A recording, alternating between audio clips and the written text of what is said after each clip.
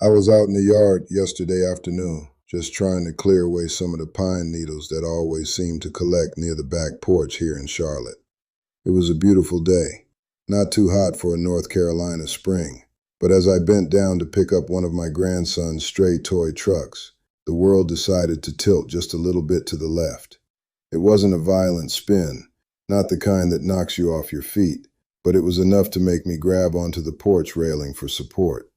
I stood there for a second, my heart thumping a little faster than usual, and I did exactly what most men my age do when something feels wrong. I told myself a lie. I told myself it was just the heat, or maybe I hadn't drunk enough water, or it was just the natural cost of being 72 years old. I called it a senior moment and tried to move on, but deep down, that familiar cold knot of worry started to tighten in my chest again. When you reach a certain age, you start to treat dizziness like a tax you have to pay for living a long life. We tell ourselves it is just age, or just the weather, or just a little bit of stress. But I have learned the hard way that when the world starts to tilt, your body isn't just complaining about the years. It is sounding an alarm that something deep inside the machinery is out of balance. Today I want to talk to you about why that dizziness happens, and why so many of us, even when we are doing everything right on paper, are still struggling with blood pressure numbers that won't budge. I'm going to share 3 specific things with you today. The reason your healthy habits might actually be keeping you trapped. The hidden hormonal tap that is constantly pouring sodium back into your blood. And the simple shift in timing that finally allowed me to stand down from that constant state of emergency. Pressure rarely rises alone. It rises with the habits we ignore. And I want to show you the pattern I finally stopped normalizing. I remember sitting in my favorite armchair a few months ago, feeling frustrated enough to put my head in my hands. I was the king of low sodium. Gloria and I had cleared the pantry of anything in a can or a box. I wasn't salting my eggs. I was eating more greens than a rabbit, and I was hitting my 5,000 steps every single day without fail. I was doing exactly what the brochures told me to do. Yet every time I wrapped that gray cuff around my arm and hit the button, the numbers stared back at me with the same stubborn arrogance. 155 over 92. It felt like a personal insult. I was doing the work, but I wasn't getting the reward.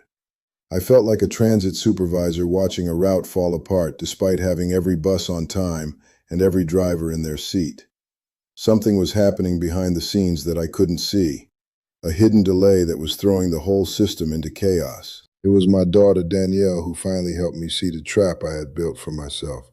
She works with nutritionists, and she sat me down and asked me a question that felt completely unrelated to my heart. She asked me how often I was eating.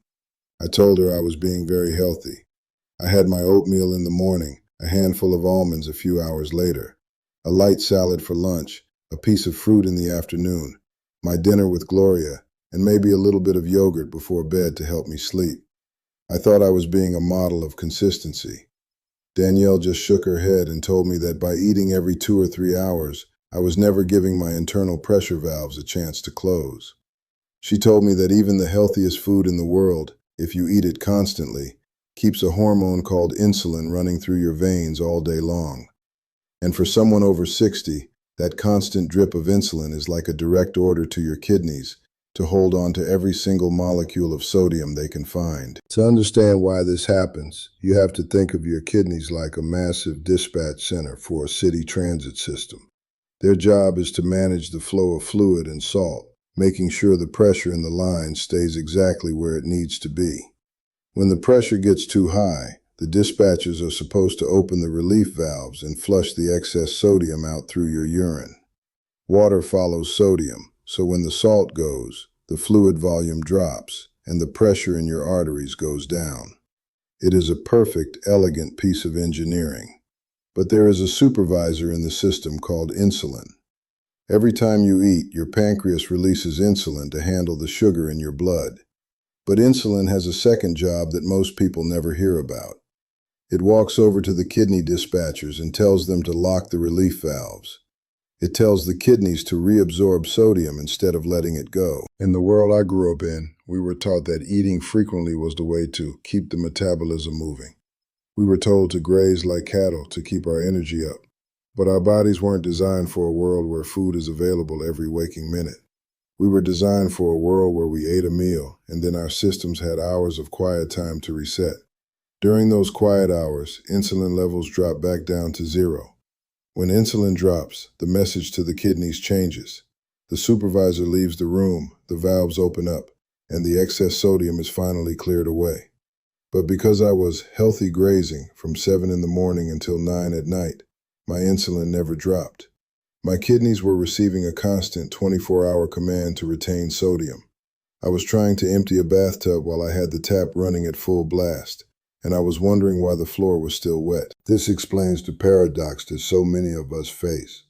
We cut the salt out of our diet, but we are still holding on to the salt that is already in our system, because the hormonal signal to let it go is never sent. I had a friend back at the transit yard, a man named Otis. He was one of the fittest men I knew. He ran half marathons. He looked like he was made of iron, and he ate what he called a clean diet of small meals throughout the day. We all thought he was the picture of health. Then, one Tuesday morning, he didn't show up for the shift. He had suffered a significant stroke at the age of 64. It made no sense to us at the time. He was thin, he was active, he was healthy. But Otis was what the doctors call a TOFI, thin on the outside, fat on the inside. His internal metabolic machinery was a mess because he never gave his system a break. His insulin was always high, his kidneys were always retaining fluid, and his blood vessels were under constant silent strain until they finally gave way. I realized that I was heading down that same track. My dizziness wasn't just age. It was the feeling of my system struggling to handle the volume. When your kidneys are locked in retention mode, your blood volume stays high. Your heart has to work harder to push that extra volume through your pipes. Your sympathetic nervous system, the part of you that handles stress, stays slightly more active because it is trying to manage that high pressure. It is like running a bus engine at high RPMs for 16 hours straight without ever letting it idle.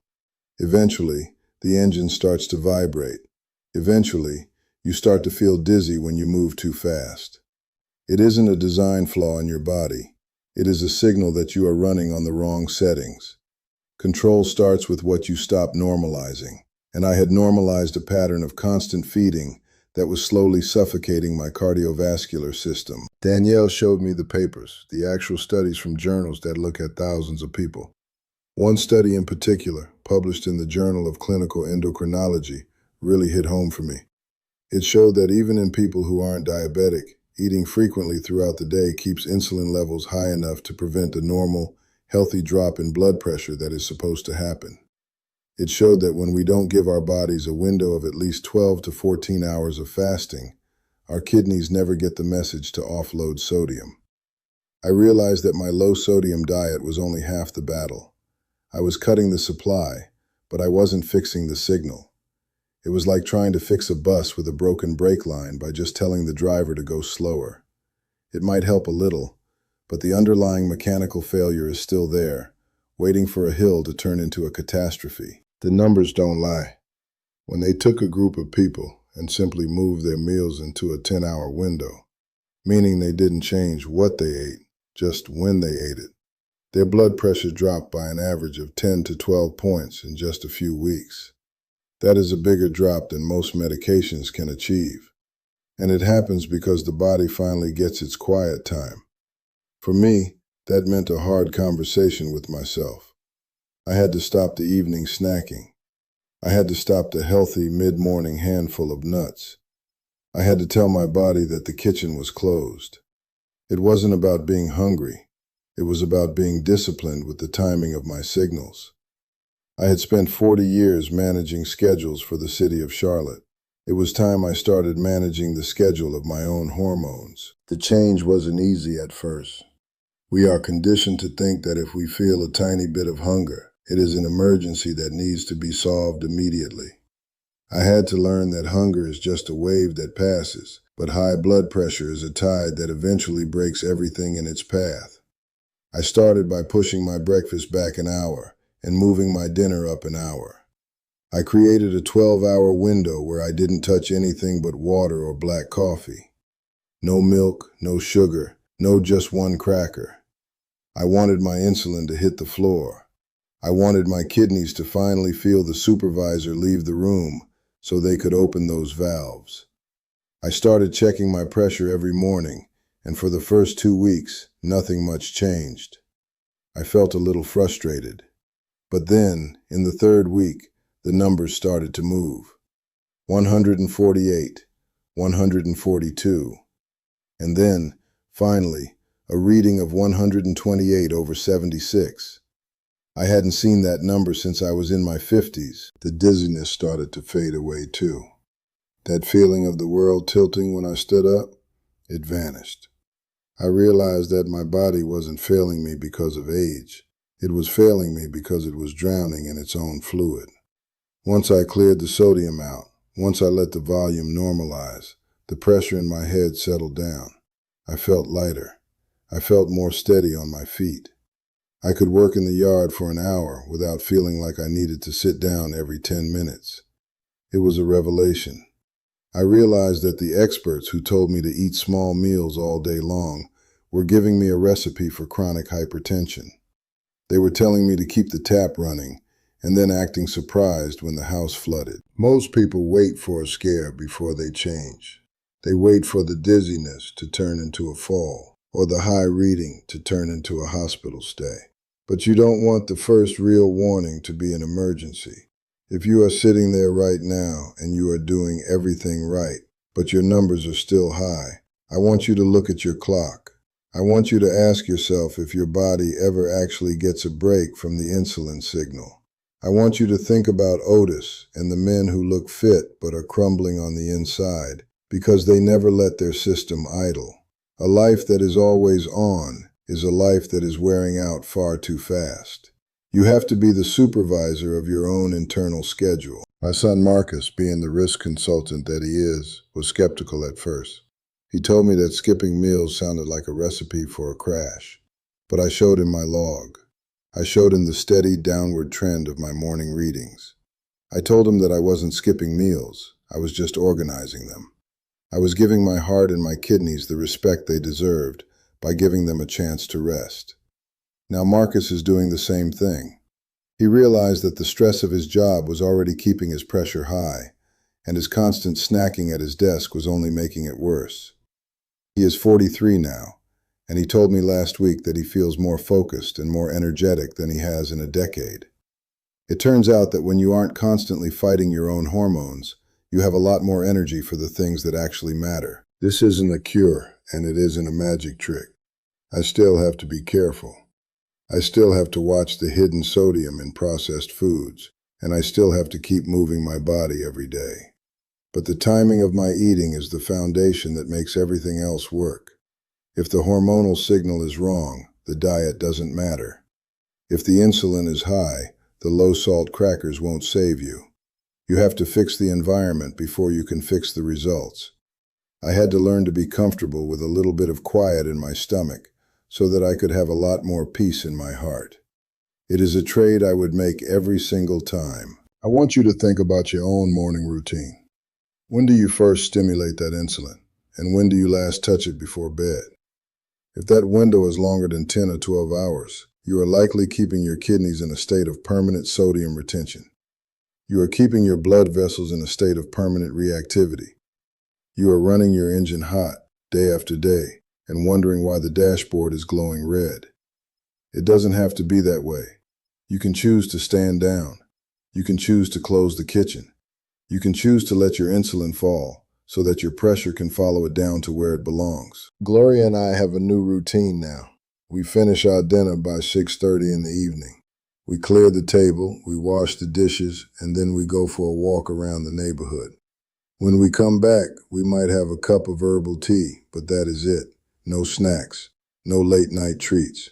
We sit on the porch and talk about the day, or we play a game with the grandkids if they are over. By the time I go to bed at 10 o'clock, my insulin has already been dropping for hours. My kidneys have been working quietly to clear out the day's excess. When I wake up at 6 the next morning, I have given my system nearly 12 hours of pure, uninterrupted rest. I feel refreshed. I feel clear-headed. And when I check my numbers, they are steady and safe. I am not a doctor, and I am not telling you to throw away your pills. What I am telling you is that you have more power over your biology than you have been led to believe. You are not a victim of your age. You are the operator of a very complex, very resilient machine that just needs the right schedule to function properly. If you feel dizzy, if you feel heavy, if you feel like you are fighting a losing battle with your blood pressure, start by looking at the timing. Give yourself a window of peace. Let your kidneys do the job they were designed to do. You will be amazed at how quickly the world stops tilting when you finally let the pressure out of the lines. I am heading back out to the yard now. I have a few more pine needles to clear, and then I am going to sit and watch the sun go down. I am not worried about the world tilting today. I am standing on solid ground because I finally learned how to listen to what my body was really saying. It wasn't asking for more pills. It was asking for a moment of silence. I gave it that silence, and it gave me back my health. I hope you find that same silence for yourself. It is waiting for you, right there between the meals you choose to eat. Take care of yourself, and remember that the heart pays attention to what we repeat every day. Repeat the rest. Repeat the timing. Repeat the control. I'll see you out there on the path.